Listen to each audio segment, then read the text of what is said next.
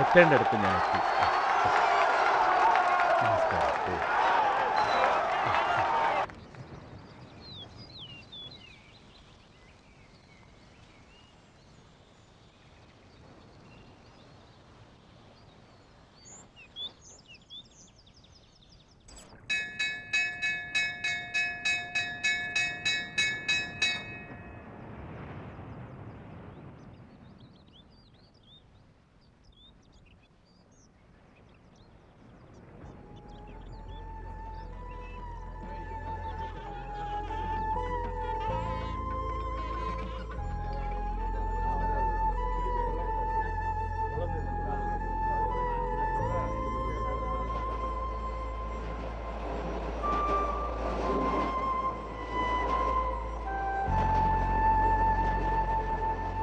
ഞാൻ കണക്ക് ചോദിച്ചത് ഒരു തെറ്റാണോ?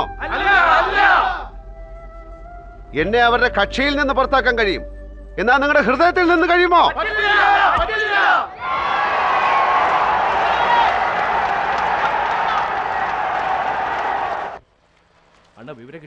വിലാത്തിക്കുളം 17,000 ലീഡ്, മായപുരത്ത് 10,000.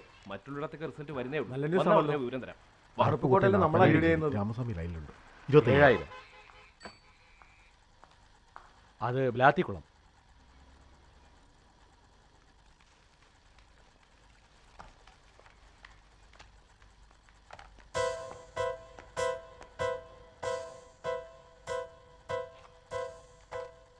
എന്റെ ജീവിതത്തിൽ ആദ്യമായി വോട്ട് ചെയ്തിട്ട് ഞാൻ വന്നിരിക്കുക.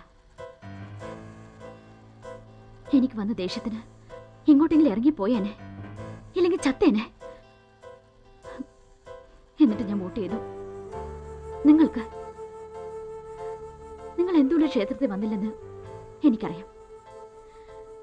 ഏതോ തിടുക്കത്തിൽ വീക്ക് മൊമെന്റിൽ കല്യാണം കഴിച്ചോളാന്ന് പറഞ്ഞു. എന്നാലോചിച്ചപ്പോ അത് ശരിയല്ലെന്ന് തോന്നി, അല്ലേ? രമണ ചേച്ചി കാരണം കാണിക്കരുത്, ഞാൻ വിശ്വസിക്കില്ല. ചുറ്റുമുള്ളവര് അഡ്വൈസ് ചെയ്തിരിക്കും നിങ്ങള് കക്ഷി ആരംഭിച്ചിരിക്കുക, എലക്ഷൻ നടക്കുന്നു, നാളെ മന്ത്രിസ്ഥാനത്തിരിക്കുമ്പോ ഒരു നടിയെ 2ാം കല്യാണം കഴിക്കുന്നത് ശരിയല്ലെന്ന് പറഞ്ഞിട്ടുണ്ടാവും. അതാ ട്രെയിനിൽ കയറ്റി അമ്പലത്തിൽ വരുത്തിയിട്ട് കാത്തിരുത്തി കബളിപ്പിച്ചതല്ലേ? എന്നെ നിങ്ങൾ വേണ്ടെന്ന് വെച്ച് ഒഴിവാക്കിയതാണോ, അത് മറ്റുള്ളവർക്ക് വേണ്ടി വേണ്ടെന്ന് വെച്ചതോ? എല്ലാരും എന്താ പറയുന്നേ? അവളെ കല്യാണം കഴിക്കരുത്, വേണമെങ്കിൽ വച്ചോണ്ടിരുന്നോ, ഇടയ്ക്കിടയ്ക്ക് പോയി വന്നാൽ മതി എന്നൊക്കെയല്ലേ? ഇതിലും ഭേദം എന്നെ കൊല്ലുമായിരുന്നു. വെറുതെ എങ്ങനെ കൊല്ലാതെ കൊല്ലണ്ടായിരുന്നു എന്നെ.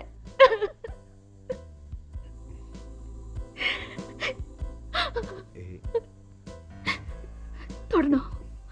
തൊട്ടോളൂ. എന്ന കല്യാണം മാത്രം കഴിക്കില്ല. എന്നെ വിട്ടേക്ക്, ഞാൻ പോകുന്നു. ഈ സിനിമ, രാഷ്ട്രീയം എല്ലാം ഉപേക്ഷിച്ച് ഇനി നിങ്ങളുടെ മുമ്പിൽ വരില്ല ഞാൻ.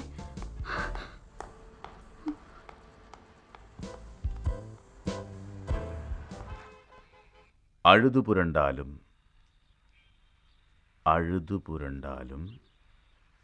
മാണ്ടാർ വരുവരോ നിലത്തീർ, മാണ്ടാർ വരുവരോ നിലത്തീർ. എന്തായി വാ. അവരോ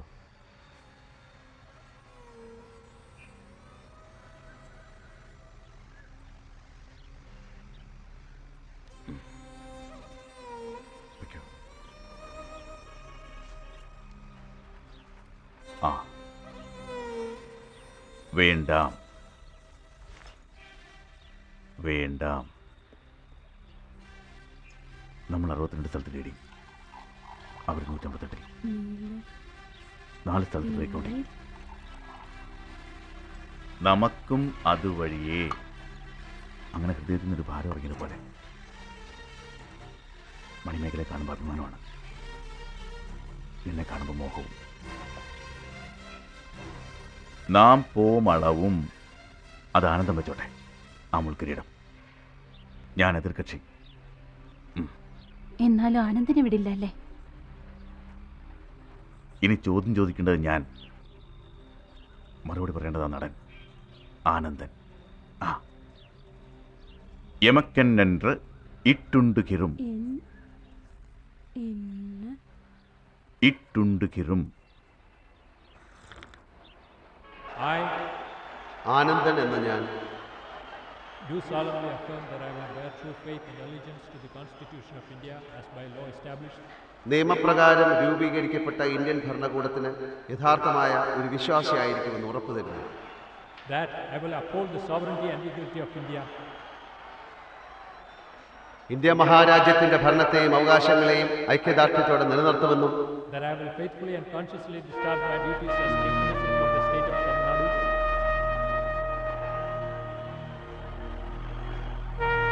തമിഴ്നാട് ഗവൺമെന്റിന്റെ മുഖ്യമന്ത്രിയായി സത്യസന്ധമായും മനസാക്ഷിപ്രകാരവും എന്റെ കടമകൾ നിർവഹിക്കുമെന്ന് ഞാൻ പാവനമായ ഉറപ്പിന്റെ പേരിൽ സത്യപ്രതിജ്ഞ ചെയ്യുന്നു. according to the Constitution and the ഇരുവിഴി തിരണ്ടാൾ എൻട്രൻ എതിരി വരികിറായ്. അത് കഴിഞ്ഞ് കരുവിഴി മൂടി പാർത്തേൻ കനവിലും നീയേ വന്താൻ. നീ പറ. അമ്മ പറയാമേ. ഞാനോ? നമ്മെ തൊട്ടു പോകുന്ന തെന്നൽ നാളെയും വരുമെന്ന് ഞാൻ ഇമേ കൊട്ടാതിരിക്കിன்றേനെ ഇൻறது വന്താൽ. എനിക്കിനി അവകാശമില്ലേ ഹൃദയമേ?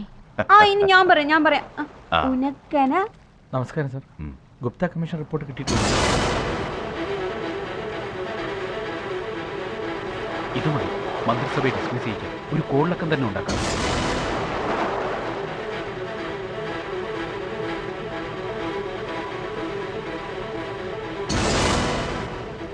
ഗുപ്ത കമ്മീഷന്റെ സ്ഥിതി എന്താ? ബഹുമാനപ്പെട്ട മെമ്പർമാർ സഭയുടെ അന്തസ്സ് കാത്തു സൂക്ഷിക്കണം. ജസ്റ്റിസ് ഗുപ്ത അന്വേഷണം പൂർത്തിയാക്കി സർക്കാരിന് റിപ്പോർട്ട് സമർപ്പിച്ചോ ഇല്ലയോ? ബഹുമാനപ്പെട്ട സഭാധ്യക്ഷൻ, കമ്മീഷൻ റിപ്പോർട്ട് ന്യായാധിപന്റെ പരിധി ലംഘിച്ചിരിക്കുന്നതിനാൽ അത് പഠിച്ചുകൊണ്ടിരിക്കുന്നതേയുള്ളൂ.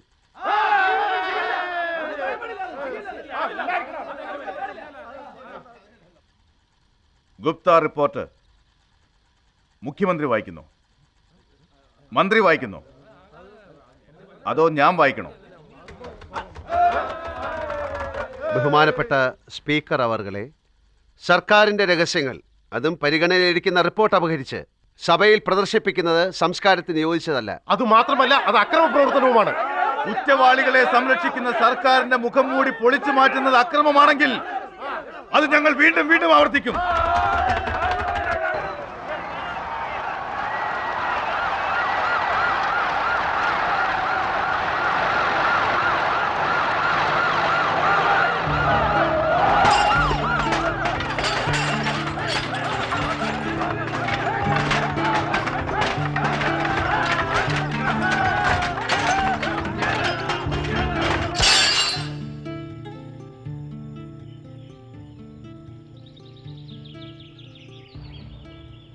ഹോം മിനിസ്റ്റർക്ക് പരിക്കില്ല, എന്നാൽ മറ്റ് കോൺഗ്രസ് പ്രവർത്തകർക്ക് പരിക്കുണ്ട്. പ്രധാനമന്ത്രി നാളെ വരുമ്പോൾ തമിഴ് സെൽവന്റെ നേതൃത്വത്തിൽ സിറ്റിയിൽ പദയാത്ര നടത്താൻ പോവുകയാണ്. 144 പ്രഖ്യാപിക്കുക. എന്നിട്ടും അവർ യാത്ര തുടർന്നാൽ തമിഴ് സെൽവത്തെ അറസ്റ്റ് ചെയ്ത് ജയിലിൽ അടച്ചേക്ക്. അറസ്റ്റ് ചെയ്താൽ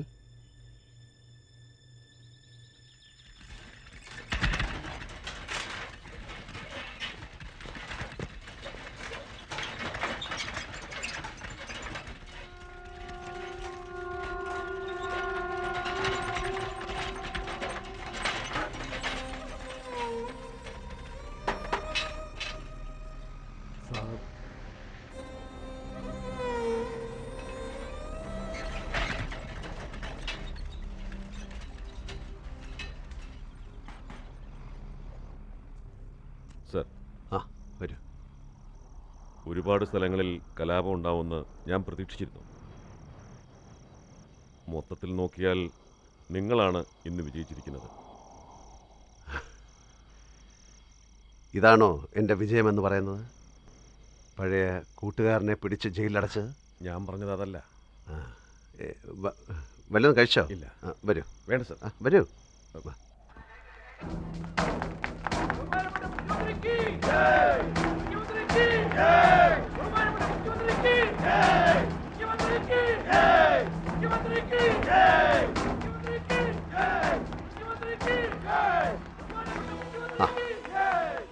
എന്തിനാണ് എനിക്ക് രാജിക്കത്തയച്ചത്? ഒരു സാധാരണ മെമ്പറായി എനിക്കൊരു കാര്യം പറയാനുണ്ട്. എങ്ങനെ പറഞ്ഞാലും എനിക്ക് മനസ്സിലാവില്ല എന്നാണോ? കഴിഞ്ഞ ആഴ്ച ഒരാൾ എൻ്റെ ഒരു കയ്യൊപ്പിന് 60 ലക്ഷം രൂപ തരാമെന്ന് പറഞ്ഞു. 10 കോടി രൂപയുടെ ബഡ്ജറ്റിൽ 60 ലക്ഷമെങ്കിൽ 7500 കോടി രൂപയുടെ ബഡ്ജറ്റിൽ എത്ര കോടി രൂപ എത്ര മന്ത്രിമാരുടെ കയ്യിലെത്തിക്കാണ്? പറയൂ. ഈ ജനങ്ങൾ നിങ്ങളെ അന്ധമായി വിശ്വസിക്കുകയും ബഹുമാനിക്കുകയും ചെയ്യുന്നവരാണ്. ആ വിശ്വാസത്തെ നിങ്ങളുടെ കൂടെയുള്ളവർ കുറച്ചെങ്കിലും സംരക്ഷിക്കാൻ ബാധ്യസ്ഥരല്ലേ? അതുകൊണ്ടല്ലേ നിങ്ങളെപ്പോലുള്ള സത്യസന്ധന്മാർ എന്നോടൊപ്പം മന്ത്രിസഭയിലുള്ളത്. നമ്മൾ ചെയ്യണമെന്നില്ല. തെറ്റ് നടക്കുമ്പോൾ കണ്ണുമടച്ച് മൗനം പാലിച്ചിരിക്കുന്നത് തികച്ചും തെറ്റ് തന്നെയാണ്. ഇങ്ങനെ പലരെ പണക്കാരാക്കാനാണ് ജനങ്ങൾ അധികാരം നമ്മുടെ കയ്യിൽ ഏൽപ്പിച്ചത്. നിങ്ങളുടെ രാജിക്കത്ത് തമിഴ് സെൽവന്റെ ഭരണകാലത്ത് എന്തുകൊണ്ട് നിങ്ങൾക്ക് കൊടുക്കാനായില്ല? അപ്പോൾ അന്ന് അയാളുടെ കയ്യിൽ കൊടുക്കാൻ പറ്റാത്തത് ഇന്ന് എന്തിനാ എൻ്റെ കയ്യിൽ തരുന്നത്? കഴിഞ്ഞ ഭരണം അഴിമതി നിറഞ്ഞതാണെന്ന് പറഞ്ഞല്ലേ നമ്മൾ അധികാരത്തിൽ വന്നത്. അതുകൊണ്ടല്ലേ ഞാൻ ആ പാർട്ടി വിട്ട് ഇവിടെ ചേർന്നത്. അവർ ഖജനാവ് കാലിയാക്കി സ്റ്റേറ്റ് മുഴുവൻ കൊള്ളയടിച്ചു എന്നല്ലേ നമ്മൾ പറഞ്ഞത്. ഇപ്പോൾ ഇവിടെ എന്താ സംഭവിച്ചുകൊണ്ടിരിക്കുന്നതെന്ന് അറിയൂ അങ്ങേക്ക്?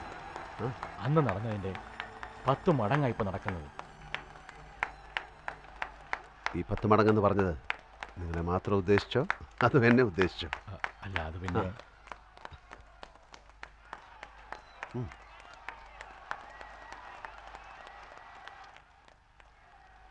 എൻ്റെ പ്രിയപ്പെട്ട നേതാവിൻ്റെ വിശ്വസ്തരായ പ്രവർത്തകരെ, നേതാവിൻ്റെ ഓർമ്മ പുതുക്കുകയാണ് നമ്മളിന്ന്. അദ്ദേഹത്തിൻ്റെ സ്വപ്നം പോലെ, ഞാൻ ആഗ്രഹിച്ചതുപോലെ ഇന്നു മുതൽ തമിഴ്നാട്ടിലെ എല്ലാ പാവങ്ങൾക്കും കുറഞ്ഞ വിലയിൽ അരി വിതരണം ചെയ്യാൻ ഏർപ്പാട് ചെയ്തിരിക്കുന്നു. ഈ മഹനീയ കർമ്മത്തിൻ്റെ ഉദ്ഘാടനം നമ്മുടെ ആരോഗ്യമന്ത്രി മതിവർണ്ണന് നൽകിക്കൊണ്ട് ഞാൻ നിർവഹിക്കുന്നു.